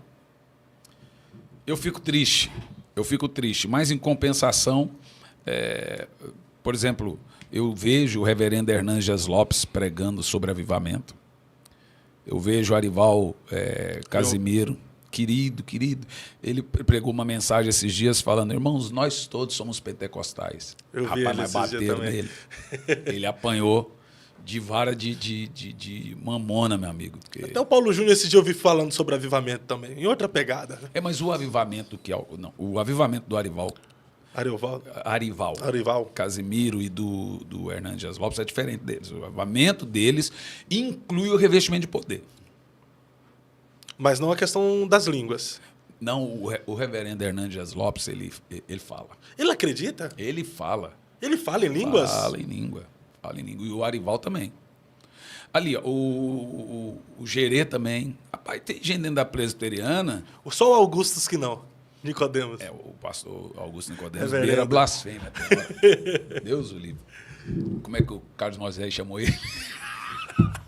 Deixa pra lá, né? Chinhoca. Deixa baixo isso aí. Chamou quem de velho do quê? Um velho chamando outro de velho. Pra cá. Deixa os dois que é velhos que se entendam. Deixa baixo. O pastor Arival Casimiro, que é o pastor da Igreja Presbiteriana de Pinheiros, ele é muito querido. Ele tem muito temor. E ele crê, olha só, ele e o reverendo Hernandes Lopes, eles creem no revestimento de poder. Sim, foi até uma assembleano pregar lá agora, né? Tu viu? O pastor que é da Assembleia de Deus, esqueci o nome dele. Não, isso aí foi um milagre. Isso, eles alto. apanharam até igual não sei o quê, porque ele levou um batista, que é um menininho que está pregando lá, um rapaz novo, e levou um assembleiano. Eu esqueci o nome do pastor, eu conheço ele. Eu esqueci agora, é uma igreja boa da Assembleia de Deus. Mas sabe por que ele foi levado? Ele não foi levado porque ele fala a mesma língua que eles. Ele foi levado porque ele tem outra linha de pensamento. A ideia do pastor Arival era essa. Então, não é porque ele parece. A gente não precisa parecer para ter unidade. Você sabe que essa briga ridícula agora, que tem agora, ela é moderna, porque antigamente não se discutia dessa forma. Tem na época de Wesley, que ele e o Whitefield brigavam pelos periódicos sobre calvinismo e arminianismo, mas isso não vai levar a lugar nenhum. Só atrapalha o mover do Espírito Santo. Só atrapalha. Eu acho sim. Eu acho que os servos de Deus deveriam pregar para os irmãos calvinistas E o calvinismo deveria ficar restrito às escolas bíblicas. Assim como o arminianismo é restrito às escolas bíblicas da Assembleia de Deus. Eu não acho que púlpito é lugar para teologia. Não é. Você vai tirar a certeza que a pessoa tem por a dúvida que ela não tem. Em 50 minutos você não faz uma teologia. Não faz. Púlpito é lugar de pregar as boas novas, deixa a sala de aula, os ensinamentos cansativos. As dúvidas, que gera dúvida, né? Deixa isso para a escola bíblica, para a área de ensino. Para a sala acadêmica. Gente, né? O púlpito está precisando de fogo, está precisando de avivamento. Honestamente falando, as nossas igrejas estão precisando daqueles cultos de 3 horas. E aquele barulho alto. Aquele mar de... E aquela atmosfera do poder do Espírito Santo, e as crianças cheias do Espírito Santo, e os idosos cheios do Espírito Santo, isso aqui, não sei o quê. Você já teve num culto que teve 1h30 de oração em língua? Já. Meu Deus, é poderoso. Esses dias eu estava no culto que 1 hora de oração em língua. O povo não parava. E não tinha nenhum instrumento ali ajudando. O povo começou, porque eu faço assim, gente, levanta a mão e ora em língua por 5 minutos. Foi 1 hora. E chega até falando arrepia aqui, Rapaz, pastor. eu parei, peguei o microfone e comecei a chorar. Falei, meu Deus, o Pentecoste foi assim. Lá em Atos 2 foi desse jeito. 1 hora, acho que foi até mais em Atos 2. E se olha para as irmãs, todo mundo, ninguém nem lembrava que tinha um pregador convidado ali, nem lembrava que tinha um cantor famoso ali também. Ninguém abriu o olho ou se preocupou em pegar um celular para filmar o pastor e o pregador lá em cima. Eles estavam cheios do Espírito Santo e a mão levantada e a cabeça levantada. Esse é o culto pentecostal. O alarido de glória a Deus e Não aleluia. é o cara lá em cima do púlpito cita um texto e começa com um monte de achismo e agora é essa moda também de um pregador pregar contra o outro pregador. E os pregadores deveriam, não sei o quê. Ele está pregando para os pregadores. Então, assim, eu tenho saudade disso. E eu vou te falar, não tinha som e o fogo desceu.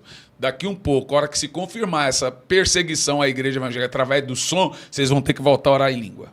Vai. Voltar a orar em línguas, voltar a encher os templos, sem precisar de som e todo mundo de joelho, aquela oração que contagia, né? É poderoso, né? Quando eu era novo convertido mesmo, estava na igreja, os irmãos vinham nesse alarido assim de oração. E a gente Você sabe que quando o avivamento veio na Rua Azusa, o corpo de bombeiro foi 18 vezes para apagar o fogo da igreja. Mas não tinha fogo para apagar, mas os vizinhos viam a igreja pegando fogo. E aí a multidão que começou a cercar a igreja para ver que barulho era aquele. Porque isso, oração em língua, dá um barulhão terrível. Que barulho. Aí eu lembrei do livro de Atos. E a multidão vinha para ver o que estava acontecendo. Meu irmão, te falar um negócio. Eu acredito nesse derramar do Espírito Santo, nesse revestimento de poder. Sabe o que está acontecendo agora na nossa conferência? A pessoa aceita Jesus. E eu entendo a ordem bíblica. Atos 19, versículo 1. Paulo chega em Éfeso e encontra ali alguns discípulos. Verso 2. E pergunta para os discípulos, vocês receberam o Espírito Santo quando creram? Os discípulos responderam, nem sabemos que existe Espírito Santo. Paulo então prega, eles recebem Jesus. E Paulo impõe as mãos e eles recebem o Espírito Santo. No livro de Atos, por 4 vezes você tem essa ordem. Recebe Jesus, recebe o Espírito Santo. Ou seja, eu aprendi uma coisa sobre receber o Espírito Santo em dias de avivamento. O grande segredo para receber o Espírito Santo é o primeiro amor. Se você perdeu o primeiro amor, por isso que normalmente as pessoas aceitam Jesus, nós pastores, viu, pastores queridos, devemos ministrar o Espírito Santo à pessoa na hora, no ato que ela recebe Jesus. Imediato.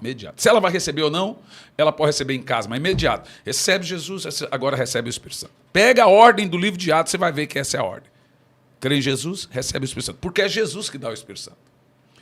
E eu tenho pregado isso, as pessoas têm recebido o Espírito Santo na mesma hora.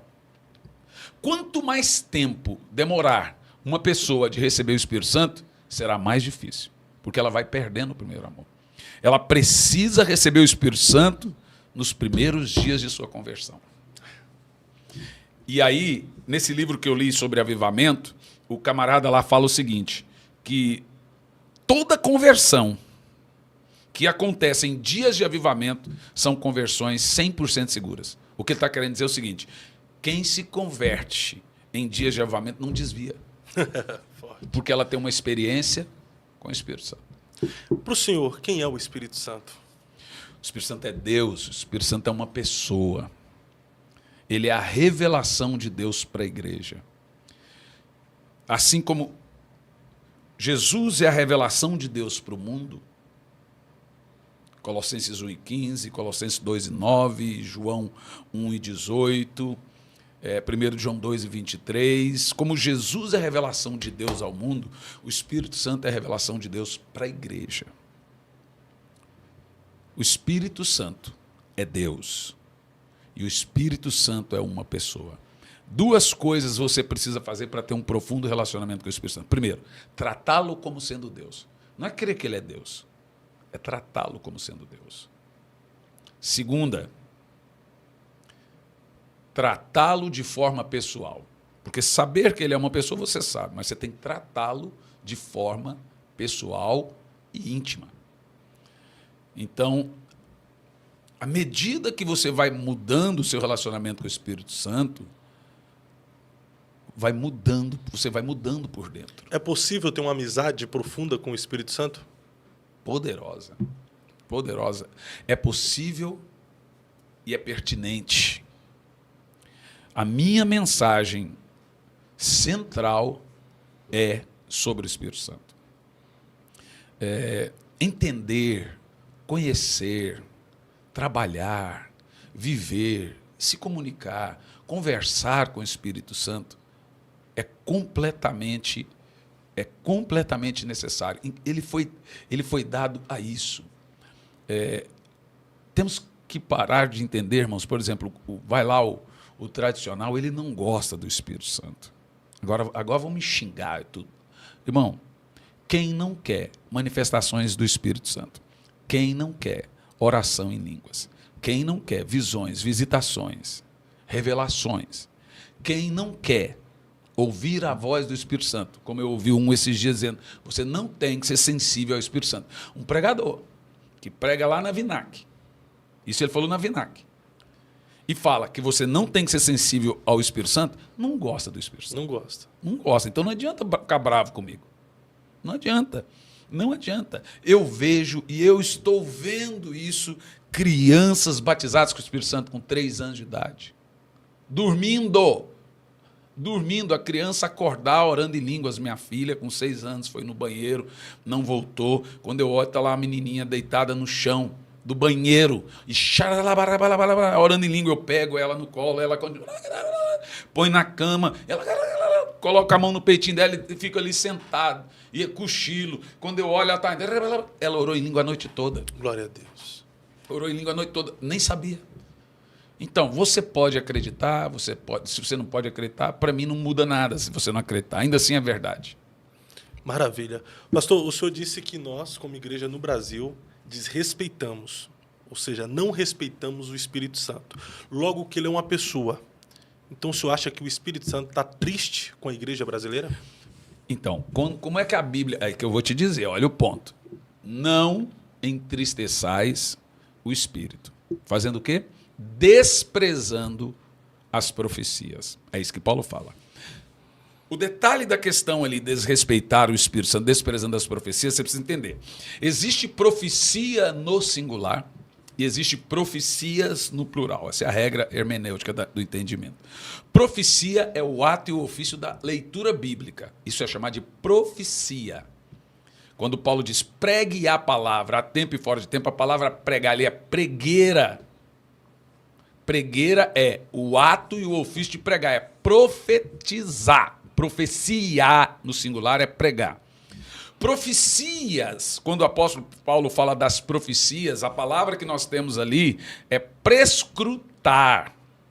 É todos os dons do Espírito Santo são chamados de profecias. O que nós temos ali é profetismos. Então, quando Paulo diz desprezando as profecias, ele está falando desprezando os dons. Paulo diz que o fato de você desprezar o ofício da pregação, desprezar os dons espirituais, desprezar o mover do Espírito, você está apagando o Espírito. Sim. E isso é um desrespeito ao Espírito Santo. Eu amo essa nação. Eu amo o que Deus está fazendo. Eu não fico atento, como eu te falei aqui, aos escândalos. Eu já fui corrigido por isso. Então, às vezes, eu fico totalmente fora do que está acontecendo. Né? Então, eu fico atento a uma ou outra coisa, mas não fico atento, porque fere o Espírito Santo. Ele fala que isso é comer lavagem, comer lixo. Mas eu percebo, tem lugar que a gente vai ministrar avivamento, que é tão bom, é tão bom, é tão bom, que fica ruim. Porque não era aquilo que queriam. Tem igreja que fala, pastores, deixa as crianças no culto, de 7 anos para cima, aqui na frente, sentadinha. Não, nós vamos fazer bagunça, pastor, não faz, não.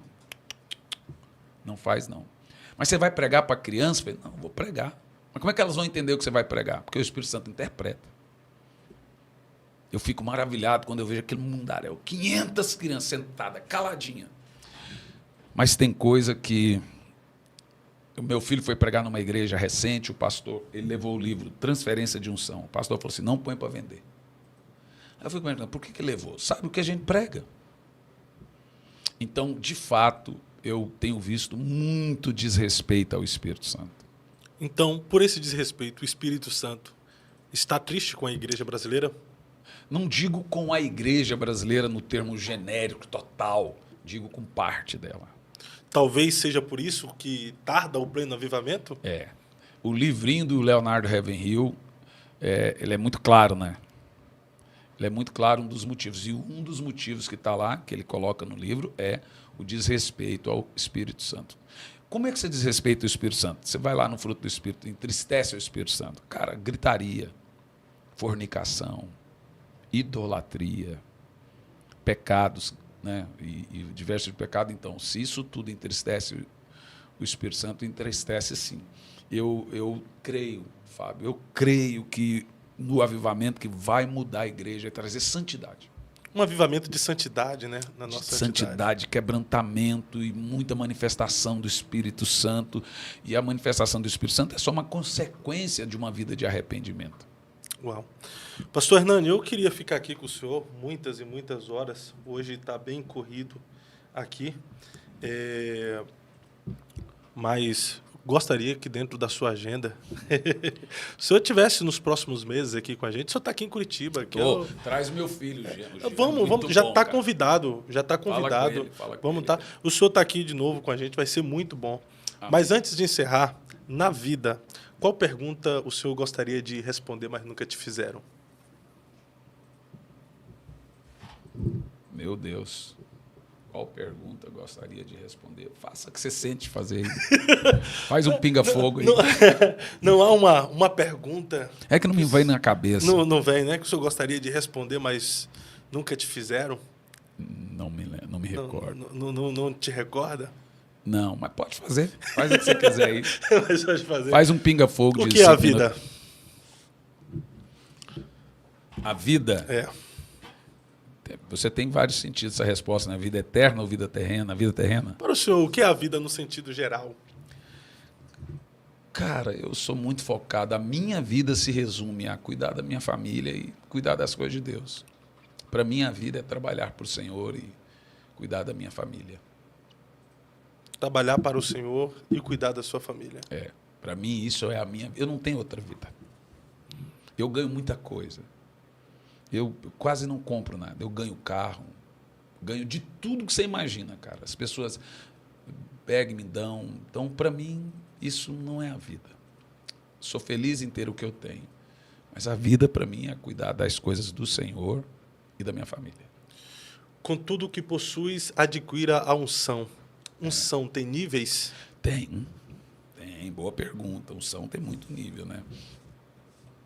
Contudo, você citou uma frase de Ravenhill, né? Com tudo que possuis, vende e adquire unção. Está na mensagem do Ravenhill, unção. Né? no líder. A unção é a coisa mais cara para se obter e a mais fácil de derramar. Talvez, por não entenderem isso, alguns pensam que a unção é também barata para obter. A unção é caríssima. A unção é muito cara. Toda vez que eu vou para o meu tempo de oração nas madrugadas, eu falo, Senhor, eu vim comprar óleo. Para mim, unção é caríssimo, porque está na Bíblia. Sai e compre azeite. Então, a unção, cara, é muito tempo com Deus, cara. A sua vida no altar é reflexo da sua vida no particular. Então, ela tem nível. Né? Tem muito nível. Agora, para derramar ela, segundos. Hoje, o mago pensou isso, porque viu que era fácil dar unção. sim. Hoje, o senhor tem um ministério consolidado no Brasil. Grandes conferências, grandes eventos, grandes congressos. Mas acredito que nem sempre foi assim. Porque eu penso que rejeição, descrédito, desprezo faz parte de todo um escolhido, de um chamado. O senhor passou por isso? Não, ainda hoje tem. Até hoje? É. Você pode ser conhecido, mas sempre tem gente mais famosa que você. Sempre tem gente que arrasta mais gente que você. Eu estava para ir numa igreja grande aí, e eles pegaram e desmarcaram, porque tinha um outro, né, que muito mais conhecido e tal. Então, ainda hoje, eu não ligo para isso. Cara, eu já cheguei na época quando eu era, porque eu prego desde os 16 anos, né? Com 17 anos eu preguei na convenção de jovens da Donep. E o líder era o Felipe Valadão, o líder dos jovens, lá da Donep. Então, eu já cheguei em rodoviário, o pastor olhou assim para mim e disse, fulano de tal me paga, que foi o que me indicou. Olhou para mim e falou assim, ó, você vai pregar hoje. Se não for bom, você vai embora amanhã. Em Minas, eu fui pregar numa igreja, o pastor chegou com R$800 e pôs na mesa. Falou, ó, aqui tem R$800. Se não for bom hoje, esse é seu. Se for bom, eu te dou 3 mil no final. Desse jeito, desse jeito. Misericórdia. Não, e eles assistem, pode ser que eles assistam isso aqui, eles sabem o que eu estou falando, são todos meus amigos. Hoje, muito rejeitado de chegar a pregar. A gente, quando é novo, a gente faz muita besteira e fala muita besteira. A sorte que na época não tinha internet, senão tá lascado. Hoje, você faz, meu amigo, eterniza. É. Infelizmente para eles, né? Porque na minha época não eternizava nada, mas hoje eterniza.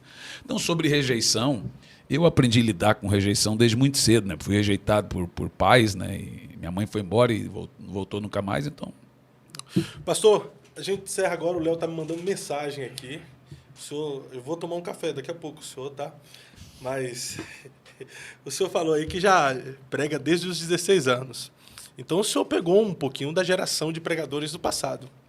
O que os pregadores do passado tinham que essa geração atual de pregadores não tem? E o que é que essa geração de pregadores atual tem que a geração de pregadores do passado deveria ter? Eu costumo usar o termo muitos, né? Na minha época tinha muito pastor tranqueira também, não valia nada e tal. Tinha já? Já. Só não era exposto, não tinha a mídia que hoje tem, né? Ixi, mas assim, eles apareciam na igreja e ali onde eles faziam uma devassa. Aí pregavam no outro bairro, que não tinha como saber, em outra cidade, mas já tinha. Mas o que os pregadores do passado tinham, meu amigo, era a Bíblia na cabeça. Os caras citavam a Bíblia do início ao fim. Eles decoravam a Bíblia. Não era comum usar esboço, né? Então, os caras pregavam sem esboço, só de cabeça. E isso era muito lindo, cara. O meu pai ensinou a gente a decorar a Bíblia, os pregadores do passado decoravam a Bíblia. Na minha época, o grande pregador famosão na época era Gilmar Santos. Gilmar Santos. Né? Napoleão Falcão. Napoleão. Luiz Antônio, o senhor chegou a acompanhar? Não, o que faleceu? No voo da TAM? Não acompanhei. Mas o Napoleão tinha uma cabeça. O Gilmar Santos está escrito em tal lugar. Gesiel Gomes. Gesiel, então, em tal lugar. Isso, Jim Swaggart. Jimmy Swaggart. Né? Então, assim, Bernard Johnson. Bernard Johnson. Meu pai foi discípulo do Bernard Johnson. Onde Bernard Johnson não podia ir, meu pai que ia. Eu fui criado debaixo das tendas de Bernard Johnson. Então, para mim...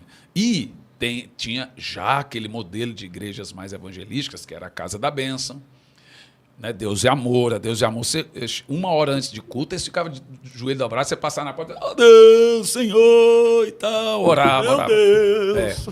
E Brasil para Cristo, né? Com Manuel de Mello. Verdade. O que os pregadores de hoje deveriam aprender com os pregadores do passado? Cara, ninguém conseguiu ficar rico no passado pregando. Não conseguiu. Eles não tinham livros também. Ninguém conseguiu. Eu não conheço quem conseguiu. O que eles deveriam aprender com o pregador do passado? Cara, os olhos molhados, a paixão pela palavra. Debruçar na Bíblia e estudá-la. Estudá-la e decorar o que você está estudando. Você subir no púlpito, pregar. É bonito ver um pregador citar a Bíblia. Hernandes Dias Lopes, Luciano Subirá. É bonito ver os pregadores citarem Bíblia. Sim. É bonito, não é feio, é bonito.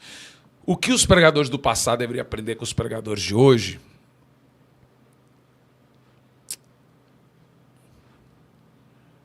Nada. Difícil, cara. O que eles poderiam aprender com os pregadores de hoje? Do qual me incluo, né? Eu vou te falar, eu passo longe dos pregadores do passado. Não dá para comparar. Na verdade, só nós temos que aprender com eles. Só nós que temos que aprender com eles. Eu vou falar por mim. Se o irmão acha que está apelando, vou falar por mim. Eu não chego nem perto de um Gilmar Santos, de um pastor Gesiel. Nada, esquece. Não chego nem perto. Se eu perguntei esses dias, pastor Silas Malafaia. Ele falou desse jeito. Ele falou, não, para com isso. Não chego nem perto, nem compara. Eu estou sendo honesto. Acho que não compara, não. A cada tempo também. E eles eram muito de oração. Eram muito de oração, os homens de Deus. Orava muito. Era cultura de oração. Orava. Não tinha entretenimento, né? O entretenimento atrapalhou muito, né? Alguns até hoje vêm aqui, vez ou outra, e eles falam, o Cavalho Júnior teve aqui. Ele falou, Fábio, na minha época não tinha entretenimento. Para andar a primeira vez de avião, levou tempo. A gente cortava o trecho de ônibus, de carro. Eu viajava 30 a 40 horas dentro de um ônibus no início. Ixi, eu e minha esposa pegamos isso. Pastorzão, obrigado por Deus vir abençoe. aqui compartilhar um pouco do muito que Deus tem depositado na sua vida. Espero que o senhor venha outras vezes. E esses livros aqui, vamos... Vai ter algumas coisas que eu vou apanhar aí, né? Eu acho que vou, né? Não, vai não, pastor. Acho que não, né? Normal, o senhor já está com as costas largas aí. Precioso Espírito Santo, ensine seus filhos a respeitar o Espírito Santo. Corações profundos, revelações profundas. E derretimento dos céus. Esse é o presente. Obrigado, pastor. Olha, esse aqui eu vou ler. Você vai mesmo. gostar aqui, ó. Fica. É esse aqui? Olha aqui, gente. Ganhei de presente aqui. Obrigado, pastor. Eu vou ler. Obrigado mesmo. Amém. E serei muito edificado, tenho certeza disso. Para adquirir, pessoal, adquirir. Editoravem.com. Editoravem.com. É do senhor? Vem. É. O senhor tem um projeto também, uma associação que é Vem, não? Visão de Evangelismo Mundial, a Missão Vem. A Missão Vem, né? Nós plantamos 256 igrejas na África, cavamos poços e foi legal. Que legal. Tem um site, né? Tem o site. Colocar Vem aí, já vai encontrar o site. Obrigado, TV Fusão. Eu vou nessa. Que Deus abençoe. Até daqui a pouco. O podcast que tem impactado o mundo gospel, agora mais perto de você. Fábio Santos e pastor Carlos Cardoso estarão em São Paulo para o Eu Acredito. Imersão no Apocalipse, com a participação especial do reverendo Napoleão Falcão. Desde a queda do homem, o mundo mergulhou no caos do pecado. Guerras, crises, controle global e o medo do desconhecido dominam nossa geração. Mas será que tudo isso foi profetizado? O Apocalipse não apenas revela o fim dos tempos, mas aponta para a redenção final da humanidade. Você está pronto para enxergar a verdade por trás dos acontecimentos atuais? Estamos nos aproximando do fim do mundo? Porque bilionários e milionários estão construindo bunkers apocalípticos? A nova ordem mundial é real? Qual o verdadeiro propósito das sociedades secretas? Quem controla a mídia, o dinheiro e os governos do mundo? Vivemos dentro da Matrix? O que o Apocalipse revela sobre o fim do papel moeda? Já estamos sob um regime totalitário? O aquecimento global é real ou uma narrativa? Um apagão digital pode acontecer? Estamos à beira de um reset financeiro? O Apocalipse anuncia juízo, mas também esperança e redenção. Você está preparado? Descubra as respostas para estas questões e aprofunda-se na verdade profética. Data: dia 7 de junho, às 17h30. Local: no Iponde. O negócio é com Deus, na Vila Maria, Rua Sobral Júnior, número 671, em São Paulo. Não fique de fora dessa imersão.